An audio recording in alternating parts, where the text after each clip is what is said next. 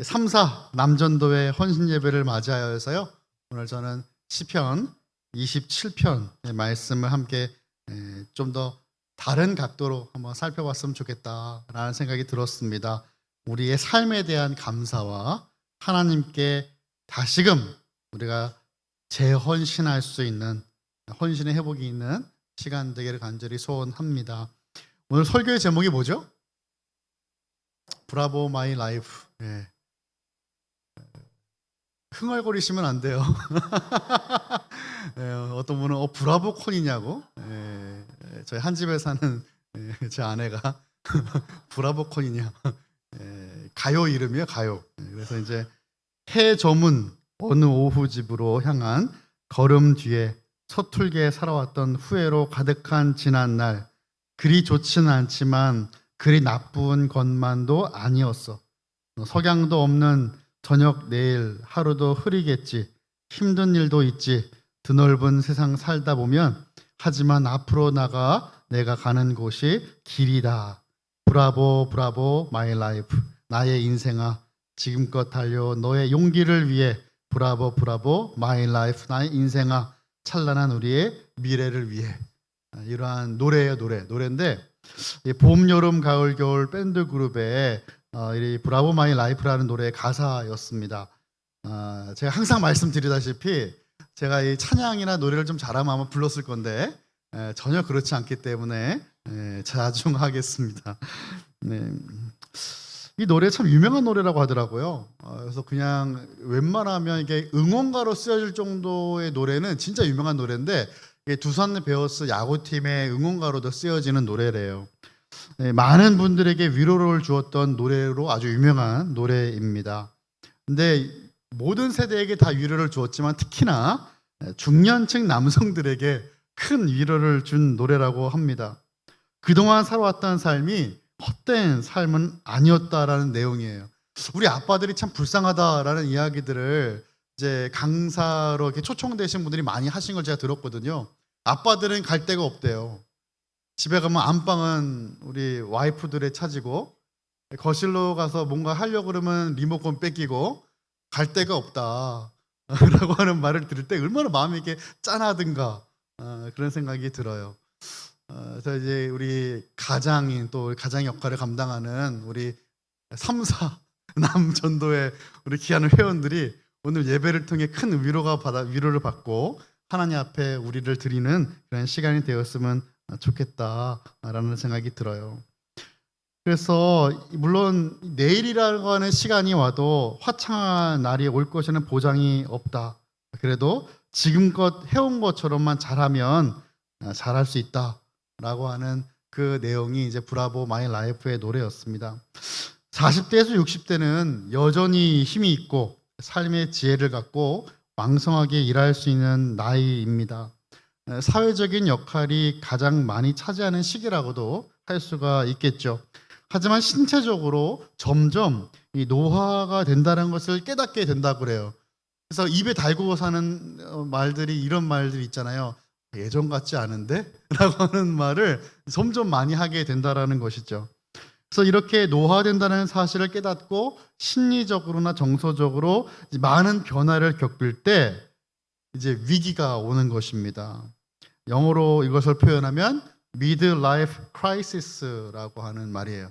중년의 위기라는 말이죠. 이 중년의 위기는 한 개인이 인식하고 있는 그대로의 자신의 삶의 현실하고 그 사람이 원하는 상태와의 그 괴리 사이에 생기는 갈등이라고 할 수 있습니다. 그러니까 몸하고 마음이 따로 놀게 되는 거예요. 우리 항상 마음은 청년인데 몸은 그렇지 않은 현실이 이제 느껴지기 시작하면서 이제 부정하죠. 난 안 그래. 나는 그렇지 않아. 이 시작이 중년의 위기가 된다라고 하는 것입니다. 물론 여러 가지 이슈가 있을 겁니다. 이제 뭐 호르몬의 이유가 있을 수도 있고 우울증이 갑자기 생기지는 않으니까요. 그런데 이런 중년의 위기를 맞이했을 때 우리는 어떤 선택을 해야 될 것인가? 어떠한 삶을 이어가야 될 것인가? 그래서 오늘 살펴볼 이 말씀 시편 27편은 중년의 위기, midlife crisis의 처방전이라고도 할 수 있겠습니다. 시편 27편의 말씀은 다윗의 시로도 알려진 유명한 시편이죠. 다윗이 그의 대적자들, 그의 원수와도 같은 그 사람들, 악인들에게 둘러싸여서 이 참혹한 전쟁의 위협 속에서도 구원의 하나님 때문에 그 모든 환경을 두려워하지 않는다라고 고백하는 것이 바로 오늘의 본문 시편의 말씀이죠. 어떻게 하면 흔들리지 않고 이 미드라이프 크라이시스를 극복할 수 있을까? 첫 번째는 하나님을 신뢰하는 거예요. 하나님을 신뢰합니다. 역시 답은 이미 정해져 있어요. 하나님을 믿는 거다. 하나님을 믿는 거죠. 이것보다 다른 큰 답이 없어요. 그런데 우리가 하나님을 이 신뢰하는 어떤 정도가 좀 달라지는 것 같아요. 처음 예수님을 만나고 그리스도인으로 거듭나는 그 사람과 평생을 주님을 믿고 섬기는 그 사람의 믿음은 비교할 수가 없죠. 더 깊어지는 믿음인데 하나님께서 지금까지 내 삶을 인도하신 것을 돌아봄으로써 기억하는 그 기억으로 말미암아 하나님을 더욱더 신뢰할 수 있게 된다 그 말이에요. 여러분, 이 신뢰도라고 하는 것이 있잖아요. 신뢰도, 신용도라고도 할 수도 있겠죠. 우리가 왜 한 사람의 신용을 이렇게 조사하면 이 점수로 우리가 신용도를 나타내잖아요. 신용에 대한 그 뭐 신용카드라든지 신용이 쌓이지 않았을 때 낮아요, 점수가. 근데 신용도가 점점 올라가죠. 이제 경제적인 활동을 하게 되면 신용도가 올라가는 것처럼 하나님 앞에서 주님과 함께 동행하는 시간이 길어지면 길어질수록 하나님 앞에서 우리의 신용도가 좀 더 깊어지고 늘어나는 거예요. 이게 얼마나 감사한지, 하나님과 동행한다는 사실이 얼마나 감사한지, 내가 그럴 때 힘들고 어렵고 내가 혼자라고 느껴지는 그 순간에도 우리 주님은 나와 함께 하심으로 내 손을 잡아주셨다는 그 사실이 오늘도 감사함으로 고백되어져 나올 때 우리의 신앙은 더욱더 깊어진다는 것이죠. 우리는 항상 하나님과 함께 시작해야 됩니다. 모든 하루의 시작과 모든 삶이 이제 하나님과 함께 하는 거예요. 그래서 하나님과 동행하며 삶의 문제를 직면하는데 하나님과 함께 했던 모든 시간들을 통해서 우리의 삶을 돌아보게 됩니다. 그러니까 우리가 교회에서만 여러분 예배 드리는 건 아니잖아요. 우리가 매 생활 삶 속에서도 예배를 드리는데 하나님의 말씀에 우리가 이렇게 풍덩 적셔져서 하나님의 은혜가 우리의 삶에 충만하게 된다면 어떤 일이 벌어지느냐? 일상적인 삶 속에서 이루어진 일들을 적용할 수가 있어요. 이해가 되시죠? 그러니까 하나님의 말씀의 은혜가 교회에만 있는 게 아니라 이곳에서 받은 은혜로 말미암아 살아갈 때 만나는 사람들마다 어떤 상황들마다 우리가 이것을 적용해서 이겨낼 수 있는 힘이 생긴다는 거예요. 그래서 예전에는 하나님 알기 전에는 화도 났던 일들이 하나님 만나고 은혜를 받으니까 문제가 안 된다는 것이죠. 이게 적용입니다. 믿음의 적용이에요. 하나님을 신뢰하는 사람들에 대한 이 능력치가 올라갈 때 우리는 하나님 나라의 백성의 삶을 이 땅에 살 수가 있다 이 말이죠. 그래서 하나님 나라의 백성은 이 땅에서 천국을 누리는 겁니다. 우리가 세상에서 살아갈 때 정신없이 살지만 다시금 교회에 모여서 예배드리고 기도하고 말씀 가운데 재충전의 시간을 갖잖아요. 그러니까 잠깐 우리가 이제 한눈을 팔면 이 세상이 얼마나 재밌는 게 많아요. 그리고 이게 우리의 가치관이 얼마나 많이 흔들려요. 그럴 때 다시금 하나님 나라를 재조정하는 시간이 바로 예배예요, 예배. 가정에서 예배를 드리고 매 삶 속에서 주님께 기도하고 말씀 볼 때 조절이 되는 거예요. 조정이 되는 거예요. 이 조정의 시간이라는 게 있잖아요. TV 봐도 요즘은 그런 게 있나 모르겠는데 조정 시간이라는 게 있어요. 주파를 맞추고 다시금 초점을 맞추고 하나님의 나라의 그 온전한 우리의 집중과 우리의 가치가 꽂혀져서 하나님 앞에서 우리의 모습이 조정되는 시간이 바로 예배다. 그래서 하나님 나라의 가치를 이 땅에서 살 수 있게 되는 것입니다. 하나님을 신뢰하기에 삶의 문제가 이제는 문제로 여겨지지 않는다. 이것이 바로 다윗의 고백이었어요. 1절 한번 우리 띄워주시면요. 우리 2절의 말씀 같이 한번 보겠습니다. 1절 시작. 여호와는 나의 빛이요 나의 구원이시니 내가 누구를 두려워하리요. 여호와는 내 생명의 능력이시니 내가 누구를 무서워하리요. 아멘. 아멘. 그렇습니다. 어려움에도 처하고 두려워하지 않을 만큼 다윗은 하나님 앞에 온전한 헌신과 확신 가운데 주님을 믿고 있어요. 이 확신은 내가 누구를 두려워합니까? 내가 누구를 무서워합니까? 라고 지금 표현할 정도로 다윗은 하나님 뭐라고 고백했어요? 여호와는 나의 빛이시다, 나의 구원이시다, 이렇게 표현하고 있어요. 빛을 구원으로 구체화했다 이 말이죠. 그러니까 어둠과 빛이 상반되는 것처럼 구원은 우리의 사망하고 비교가 되고 있다는 거예요. 죽음과 구원은 비교가 되고 있다는 것이죠. 나를 죽이려고 달려오는 원수 앞에서 나를 구원하신 하나님은 나의 빛이십니다 라고 고백하는 것입니다. 구약에서의 빛은 생명을 상징합니다. 그리고 기쁨과 완전 행복을 뜻합니다. 목숨이 위협받는 상황에서도 하나님이 안전과 보호처가 됨을 확신하기 때문에 다윗은 이 심적인 마음의 평안을 유지할 수 있게 된다는 것이에요. 2절에서 다윗은 위협적이고 폭력적인 원수들과 악인들에 대해서 이렇게 설명합니다. 우리 또 같이 한번 읽어보겠습니다. 시작. 악인들이 내 살을 먹으려고 내게로 왔으나 나의 대적들, 나의 원수들인 그들은 실족하여 넘어졌도다. 아멘. 다윗에게 원수들과 대적들 못지않게 생명을 위협하는 것은 전쟁이었습니다. 그의 모든 삶은 전쟁의 삶이었어요. 처음에 그가 데뷔한 것도 전쟁 속에 있었잖아요.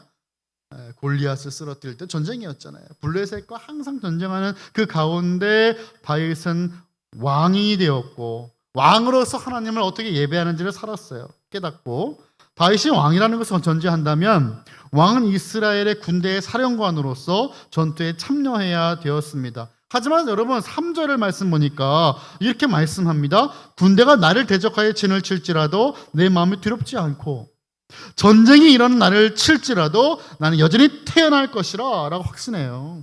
이것은 전쟁의 위협 속에서도 그의 평정심을 잃지 않았다. 그가 분사력이 높았고 있었고 잘 싸웠기 때문이 아니에요. 여러분 다윗은 한 번도 패한 적이 없어요. 그래서 평정심 잃은 게 아니라 하나님 앞에서 그가 하나님 믿음으로 신뢰했기 때문에 평정심을 잃지 않았다라고 고백하는 것입니다. 빛과 구원이며 생명의 요새이신 여호와 하나님을 흔들림 없이 신뢰할 것이다 라고 다짐하고 있다 이 말이죠. 다윗의 목소리 계속 커지고 있어요. 지금 제 목소리처럼. 왜 강사님들이 이렇게 오시면 목소리 커져라 설교하시는지 좀 알겠네요. 여러분 좀만 힘을 냅시다. 우리 좀만 더 힘을 내요. 우리 금방 끝납니다.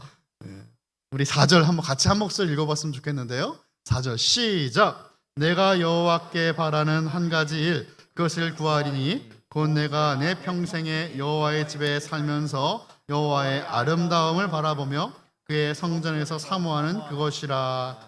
아멘. 다윗이 그 어떠한 소원보다 가장 뜨겁게 간절하게 바라던 한 가지가 있는데 그 한 가지는 바로 여호와의 집 성전에서 평생 동안 사는 것입니다. 하나님 저 왕인데요 이거 원하지 않습니다. 하나님의 그 집에서 영원토록 살기를 원합니다. 이것이 바로 다윗의 소원이었어요. 제사장처럼 살겠다는 뜻이 아니라 평생 주님의 임재 속에서 주님과 함께 살고 싶다라고 하는 강한 의지적인 표현입니다. 성전을 드나들며 눈으로 체험하고 싶었던 것을 구체화하고 있는데요. 여호와의 아름다움을 바라보고 싶어 합니다. 시편에서는요, 이 아름다움이라는 의미는 은총, 기쁨을 뜻하는 의미예요. 그러니까 다윗이 바라보는 것은 하나님의 은총, 하나님으로 인한 기쁨을 바라보고 있는 거예요. 그걸 소망하고 있어요. 여호와를 사모하는 것은 간절한 마음으로 사랑하고 우러러받들어 따르는 거예요. 다윗은 평생 성전에 오가며 그분의 아름다움을 헤아려 보고 깊이 묵상하며 그 삶을 따라 살기를 원하고 바라고 있습니다. 5절은 제가 보겠습니다. 여호와께서 환난 날에 나를 그의 초막 속에 비밀히 지키시고 그의 장막 은밀한 곳에 나를 숨기시며 높은 바위에 두시리로다 라고 말씀하고 있어요. 다윗은 환난 날에 여호와가 자기를 그의 초막 은밀한 곳 높은 바위에서 안전하게 숨겨두실 것을 믿고 있습니다. 이것은 상당히 실천적인 경험적인 고백이에요. 하나님이 나를 어떻게 구원하셨는가를 기억하며 고백하는 겁니다. 말씀드렸죠? 경험한 사람의 그 신앙은 경험하지 못한 사람의 신앙과 비교할 수 없습니다. 그래서 우리는 경험해야 됩니다. 하나님 그 하나님이 경험케 하기 위해서 우리에게 시련을 주세요. 제가 오늘 오전 설교 드렸잖아요. 말씀드렸잖아요. 우리의 삶에 어려운 힘든 일이 있는 이유는 하나님을 경험하게 함으로써 우리의 믿음을 성장케 하시라고 하는 하나님 놀라운 계획입니다. 그 계획 속에 지금 다윗은 하나님을 경험하고 또 주님께 고백하는 거예요. 다윗이 여호와는 내 생명의 능력이라고 고백한 것처럼 하나님께서 준비하신 이 은신처에서 보호를 받는 것을 확신하고 있다. 다윗은 이 하나님 놀라운 구원에 감격하고 감사하고 찬양할 것이라도 다짐하고 있죠. 머리를 높이 들고 장막에서 여호와께 즐거운 제사를 드리고 있어요. 기쁨의 함성을 드리며 제사를 합니다. 노래합니다. 음악으로 찬양합니다. 이것은 대적들과 싸움에서 얻은 승리와 감격을 기쁨의 제사로 응답하고 표현하는 믿음의 방법이었어요. 하나님 나를 이렇게 구원하셨습니다. 예배 드리는 것이죠. 찬양하는 것이죠. 박수치는 것이죠. 뛰노는 것이죠. 춤추는 것이에요. 여전히 삶에는 대적이 많이 있습니다. 어떻게 하면 내릴까라고 정말 노리고 있는 수많은 원수들 그 존재들이 있습니다. 다윗의 삶에는 대적들이 항상 있었어요. 블레셋은 떼어낼 수 없는 원수였고요. 대적이었습니다. 여러분 우리가 잘 알고 있는 골리앗도 그렇습니다. 블레셋의 장수였어요. 골리앗을 물리치고 백성들의 노래가 다윗을 높였습니다. 어떻게 높여요? 사울은 천천히고 다윗은 만만이다. 굉장히 그럴듯하고 굉장히 듣기 좋은 백성들의 칭찬이었는데 이러한 백성들의 이 마음이 사울을 분노하게 했습니다. 굉장히 이게 이제 비교가 되고 있잖아요. 나는 왕이고 이 다윗은 하찮은 목동 출신인데 백성들은 그렇게 생각 안 하니까 오히려 분노하게 되죠. 열등감이에요, 열등감. 사울은 평생을 다윗을 죽이려고 쫓기 시작합니다. 한 나라의 왕이 이민족들, 타민족들과 전쟁을 통해서 백성들을 지켜야 되는데 이것은 안 하고 다윗을 쫓는데 시간을 다 허비해보고 말았어요. 사울이 죽고 다윗이 온전히 이스라엘의 왕이 되었을 때에는 어떤 일이 벌어집니까? 그의 아들 압살롬이 아버지인 다윗을 죽이려고 했습니다. 이렇게 평생 대적들 사이에서 다윗은 살아갔어요. 어떻게 가능했을까요? 하나님을 평생 신뢰했기 때문에 다윗은 넘어지지 않았어요. 하나님 앞에 온전히 세워줄 수 있었어요. 하나님께서 환난 날을 주시기도 하지만 그럼에도 불구하고 하나님은 그를 초막 속에서 비밀리에 지키십니다. 장막 은밀한 곳에 숨기십니다. 높은 바위에 두셨습니다. 안전하게 보호하셨다 이 말이죠. 우리에게 필요한 것은 하나님을 신뢰하는 것입니다. 두 번째, 기도를 회복하는 것입니다. 7절부터 보시면요, 이 분위기가 확 바뀌어요. 7절부터 12절은 몸부림과 갈등과 고통 속에서 기도하는 다윗을 만날 수가 있습니다. 다윗은 하나님께 자신의 공격을 온전히 기도하는데요. 7절을 우리도 같이 읽어볼까요? 7절 시작. 여호와여 내가 소리내어 부르짖을 때에 들으시고 또한 나를 긍휼히 여기사 응답하소서. 아멘. 여호와 이름을 부르며 부르짖었어요. 부르짖어요. 마치 짐승의 울부짖음처럼 부르짖었어요. 들으소서 긍휼히 여기소서 응답하소서. 그리고 다윗은 전에도 경험한 여호와의 임재와 구원을 떠올리며 말을 하는 게 8절이에요. 너희는 내 얼굴을 찾으라 하실 때에 내가 마음으로 주께 말하되 여호와여 내가 주의 얼굴을 찾으리이다 였나이다. 신앙의 핵심이 뭡니까? 하나님 임재를 추구하는 거예요. 추구하는 삶이에요. 그 다윗은 좀 더 적극적으로 하나님께 간구하고 있죠. 당신의 얼굴을 내게 숨기지 마소서. 분노로 당신의 종을 외면하지 마소서. 당신은 나의 도움이 되셨으니 나를 거절하지 마소서. 나를 떠나지 마소서. 나의 구원의 하나님이여 라고 9절에서 말씀하고 있는 거예요. 하나님이 그의 얼굴을 숨기는 것보다 두려운 일은 없기 때문입니다. 예수님께서 십자가에 달려 돌아가셨을 때 예수님은 하나님께 아버지라고 하지 못하셨어요. 하나님이여 나의 하나님 엘리 엘리 라마 사박다니 왜 나를 버리십니까? 삼일체 하나님은 결코 구분되거나 나뉘어질 수 없는 한 분의 하나님이세요. 그런데 단절된 것이 한 번 있는데 그때가 바로 십자가 위에서였습니다. 사랑의 하나님이 자기의 아들을 우리에게 내어주기까지 우리의 구원을 위해 우리를 사랑하셨다라는 것이죠.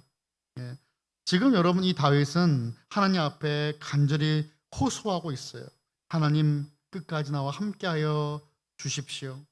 다윗은 여호와 하나님을 나의 구원의 하나님으로 부르면서 사실 정체성을 종이라고 표현합니다. 왕인데 종이라고 표현하고 있어요. 이런 무슨 일이 있어도 다윗 자신이 하나님께 속한 존재라는 것을 강조하고 있는 겁니다. 우리는 모두 하나님께 속한 존재입니다. 내가 뭔가 대단한 사람인 것처럼 보여도 그렇지 않다. 하나님 앞에서 우리 모두 종이에요. 하나님께 속한 존재고 하나님을 떠나서는 살 수 없는 존재다라는 것입니다. 10절의 말씀 보니까 이렇게 말씀해요. 비록 내 부모는 나를 버렸다 할지라도 여호와는 나를 붙드실 것이다 라고 고백합니다. 실제로 이 다윗의 부모가 다윗을 버렸을까요? 그렇지 않죠. 부모의 버림과 여호와의 붙드심을 지금 대비하며 시적인 표현을 하고 있는 거예요. 그러니까 아주 강력한 표현처럼 들리죠. 부모는 언제든지 자녀를 떠날 수 있는 존재입니다. 이 땅의 삶이 유한하기 때문에, 무한하지 않죠. 유한한 삶이에요. 원하지 않아도 자녀를 떠나보낼 수밖에 없는 존재가 부모잖아요. 근데 하나님은 그렇지 않다라는 것을 말씀하시는 거예요. 하나님은 나를 버리시지 않는다. 나와 함께 하신 하나님이다라는 것을 강력하게 다윗은 고백합니다. 여호와가 다윗을 버리지도 떠나지도 아니하실 것을 확신하며 말씀합니다. 모든 인간의 기준을 초월하여 구원하시는 하나님을 사랑하며 하나님의 사랑을 확신하며 고백하는 것이죠.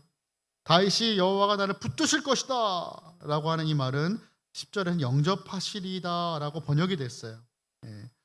이 말은 여호와는 내 생명의 능력이라는 고백과 같습니다. 극한 어려움 속에서도 하나님만이 유일한 피난처이시고 도움이시고 부모처럼 돌봐주실 것을 확신하는 고백이죠. 우리 11절의 말씀 한번 같이 읽어볼까요? 11절 시작. 여호와여 주의 도를 내게 가르치시고 내 원수를 생각하셔서 평탄한 길로 나를 인도하소서. 아멘. 우리는 모두 꽃길을 걷고 싶어 하죠. 돌짝밭길 아니면은 정말 흙길을 걷고 싶어 하지 않아요. 꽃이 뿌려진 아주 화려한 레드카펫을 밟고 싶어 합니다. 다윗에게 있어서 여호와의 도는 그러한 평탄한 길, 꽃길입니다. 그것은 굴곡도 없고요, 올바른 길입니다. 삶의 여정에는 여러 갈래길이 있기 마련인데 그럴듯하지만 그릇되고 불법적인 길의 유혹을 잠시 멀리한다. 잠재적인 위협으로 늘 존재한 우리의 삶 속에 다윗은 그것을 쫓지 않는다라는 것이죠. 요행을 바라지 않습니다. 여호와께 정직한 길을 안내해 주시기를 간절히 기도하고 있어요. 우리 어떤 길을 걷고자 기도하십니까? 하나님 좋은 길 걷게 해주세요. 평안한 길 걷게 해주세요 라고 기도하십니까? 여러분 자녀를 위해서 어떻게 기도하세요? 우리 자녀들이 좀 잘 살게 해주세요. 좋은 길 걷게 해주세요. 물론 그 기도 할 수 있지만 더 중요한 것은 무엇이냐면 정직한 길로 걷게 해주세요라고 기도하셔야 돼요. 우리 자녀들이 하나님 앞에서 의로운 길을 걷게 하시고 정직한 길을 걷게 하여 주옵소서. 무엇이 옳은가 그른가를 분별하게 하여 주옵소서. 이 기도 하셔야 되는 거예요.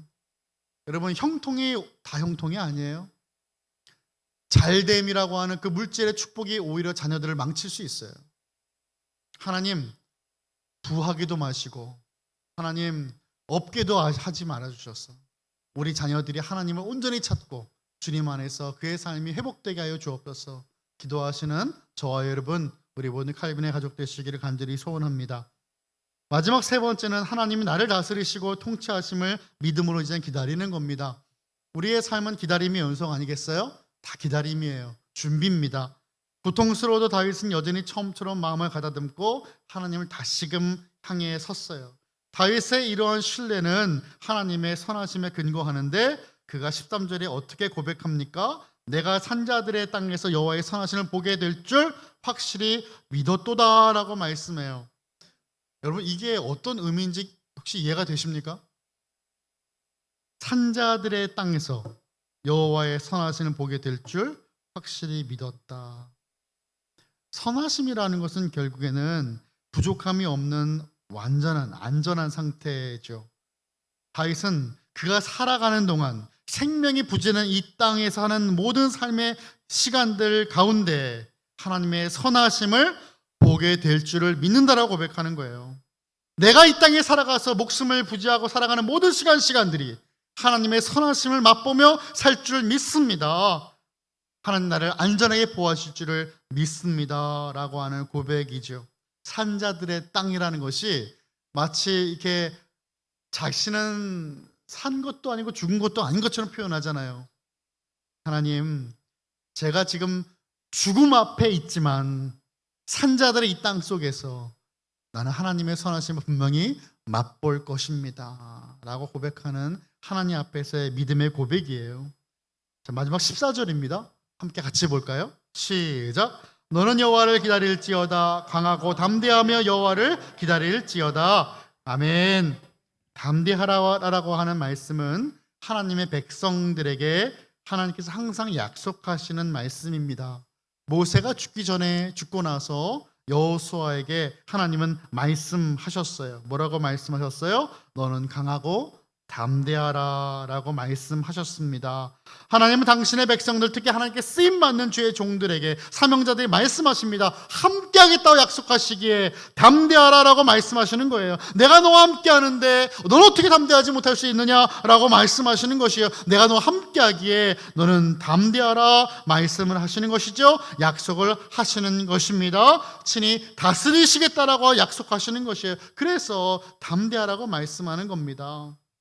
삶의 숱한 위협 속에서 구원의 하나님을 기다리는 것보다 더 나은 길은 없습니다. 하나님 구원을 기다리며 하나님과 동행하며 브라보 마이 라이프, 내 모든 인생을 돌아봤을 때 이것은 참 후회가 되는 삶이 있기도 하고 아무것도 남아있는 것 같지 않은 삶인 것처럼 보여지는 우리의 삶 속에서도 브라보 마이 라이프, 하나님 나와 함께 하셨기에 나 오늘도 내일도 주님과 동행하며 주님을 신뢰하며 기도하고 하나님의 일하심을 기대하는 삶을 살겠습니다 고백하는 저와 여러분, 우리 3사 남전도의 모든 회원들 다 되시기를 예수 그리스도 이름으로 축원합니다.